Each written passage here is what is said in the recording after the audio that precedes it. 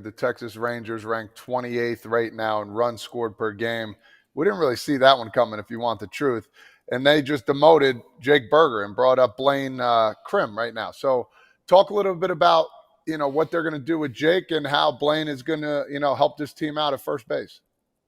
Their general manager, Chris Young, earlier this week told the Dallas Morning News that he was edgy about their offense, and rightfully so. Now, we talked about this on Fair Territory yesterday. You don't often hear a GM talk like that, and yet his frustration was clear. He made other comments as well about the offense and indicated that, yes, we have some players at AAA we might look at. Blaine Krim is one of those players. He's hit every level of the minor leagues. He's 27, I believe. He's not really a prospect in that sense, but he's a guy they want to give a chance to. And the way this was portrayed to me is that with Jake Berger, this is simply a reset. He'll be down for a little bit, then come back. Clearly, Jake Berger was one of the Rangers' biggest offseason acquisitions, along with Jock Peterson, who also has struggled. And they're trying to find ways to kickstart this offense. And it's really interesting because, yes, last year they took a step back offensively, and the reasons that they acquired guys like Berger and Peterson was to hopefully get the offense going again. Hasn't happened. They've tried things. They've dropped Marcus Semien in the order. He's starting to hit finally.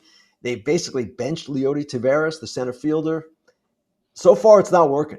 They just had a tough series against the A's at home, lost 2 of 3. So this is a team to watch.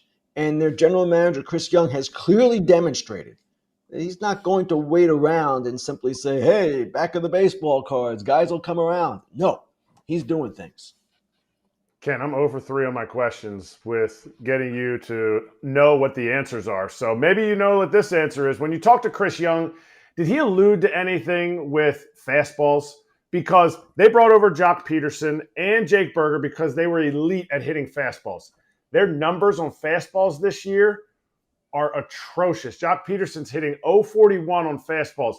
Jake Berger had a 921 OPS last year on fastballs. This year, he has a 460 OPS. Does he feel like these players are getting moved? Or maybe did he mention anything about hey, what are we doing as far as like a team, a coaching staff of learning to hit the fastball? His interview was with Evan Grant of the Dallas Morning News. So that was where his comments were. And yes, definitely fastballs have been an issue for them, and it's been something that they tried to correct with those acquisitions that you just mentioned. Now, in the article that Evan wrote, basically he said once you get through making player moves, once you drop guys in the lineup, demote players to AAA, bring up other players, and that doesn't work, then the only thing left are staffing changes. And Evan pointed out in the article that Bruce Bochy, in 28 years as a manager, has never fired a coach at midseason. Now, the front office would be the one that's doing it most likely, but the point was this doesn't happen under Bochy. So if it did happen this year, that would be an even more dramatic example of how this team is trying to get itself going. And we'll just have to see what happens. They need to start hitting, period. That's what solves all the problems. It's always the case in baseball, right, guys? If you're not winning, if you're not hitting, if you're not pitching well, do better and things will change. The noise will stop. That's the case here as well. If you want a razor that looks good, makes you look good, gets the shave done, and doesn't cost much, Oh. Is it nice? That's a hairy John. And you can smell it too. Smell it, John. Smell it. Oh, wow. What After is that? See, that's Harry's. That's the shave gel. I'm telling you, look, I mean, this. You look scary, man. It's the shot. Fresh. Now come in, get this. I don't want to touch this head anymore. Oh, my God. Soft it is. That looks like it is German soft. engineered blades made It in their is own soft. factory that stay sharp longer. I'm using the razor, and it does not. You can start to feel when Yeah. it gets dull. I mean, you guys only do like here and like up here. True. I'm doing acreage. Get the edge on your shave with Harry's. Normally their trial set is $10, but right now you can get it for just $6 at harrys.com/foul. That's our exclusive link, harrys.com/foul for a $6 trial set. Hey, Ken, let's finish with the series you've got coming up this weekend on Fox. You'll be part of Dodgers Braves, which is a great heavyweight tilt. Okay, so I'll do one on each. So let's start with the Dodgers. 21-10, best record in a very competitive National League West, but not by much. And I know we're only a month into the season, but we've talked about how there are multiple other teams in this division playing well. What do you think about the way that the Dodgers are trying to get through the marathon to load up as best as possible for October, and the potential chance that it could cause some problems at some point if one of these teams gets hot? It's a really interesting question, Scott. And they obviously are running their team and pointing toward October. Everything they do points toward October. And yet there's a regular season to play. And while it's more likely than not they're going to make the playoffs, even in this kind of half state that they're in, this weird state that they're in, they're 21-10, as you mentioned, they're leading the division. They're the best team. But at some point, they're going to want to turn it up a little bit too.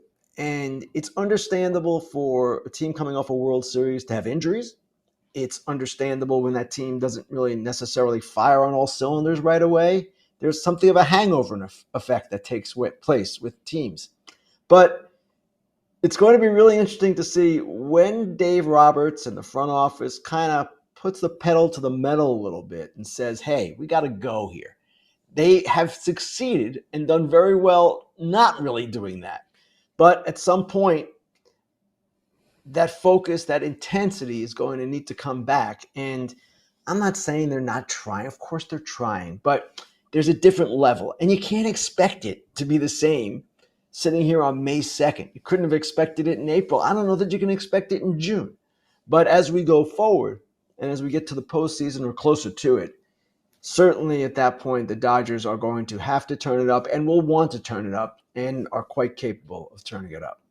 Oh, no doubt about it. My only thought process is that there could be a disaster scenario where a few things go wrong for your team, another team starts to make a run, and then you're like, wait, all of a sudden we might not take this division, and we always take this division. So I think that part strategically could be interesting. And then the other side here real quick, the Braves, they're 14-16. I keep looking at them with zero panic. I know Strider only gave them one start. He's going to come back. Acuna is going to come back. I got to give this team some credit. They're hovering around the 500 range. So what do you think about the Braves heading into this series? They're interesting. And they're interesting because some things have happened even beyond the injuries, Scott, that they didn't expect. Nick Allen at shortstop, Alex Verdugo playing in the outfield, Eli White assuming a prominent role here. So they've kind of adjusted on the fly already. And clearly, in the end, they're going to need their stars to be stars. And Riley and Olsen and Murphy, those guys have done better of late. Chris Sale has come on a little bit lately as well. So I'm not worried about them, but it's a different team. And I would expect that even after Acuna and Strider come back, they're going to need to make some adjustments along the way, probably at the deadline. Their bullpen is a huge question right now, especially with Iglesias struggling, and that was something they didn't anticipate. So, as always, every year is different, every season is different. That's true for the Dodgers, and it's true for the Braves. It's true for every team. And we'll just have to see how they evolve. They kind of came back nicely from that 5-13 start. They did. They recovered well. Now they go forward and see what they can be.